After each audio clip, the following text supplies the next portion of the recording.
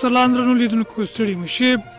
حکمتیار وایي د مریخ د غونډې ګډونوال په افغانستان کې د نوي جبهې د پرانیستوب په لټه کې دي. نور جزئیات په ویډیو کې وګورئ. زموږ چینل سره سبسکرایب کړئ. د حزب اسلامي مشر ګلبدین حکمتیار د مریخ امنیتي ناستې په غبرګون کې وویلې د دې غونډې ګډونوال هڅه کوي چې د امریکا ولسمشر له افغانستان له مشورې پرته بې تدبیره وتلو له امله وغندي. همدا ډول په افغانستان کې د نوې جبهې د پرانیستلو هوډ لري.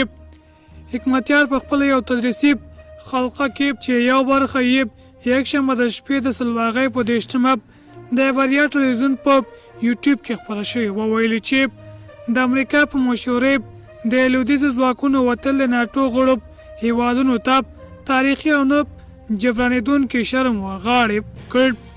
د حکمتیار په وینا د مریخ غونډې د انجینرۍ او مدیریت له لارې د ناټو غړي هیوادونه د خپل تاریخي شرم د جبرانولو لپاره په افغانستان کې د پیښې ځای پیدا کولو لپاره د فلمې په لټه کې دي.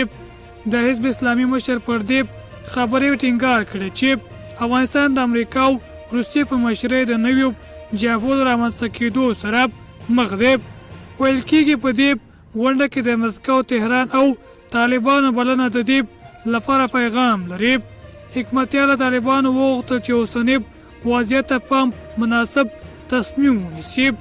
د یادونې وړ چې د 2 ورځو راهیسې د مونیخ امنیتي کنفرانس د لسګونو هیوادونو د استازو او بهرنیو چارواکو وزیرانو په ګډون په جرمني کې د افغانستان پر حالاتو د تمرکز په موخه جوړ شوی ده.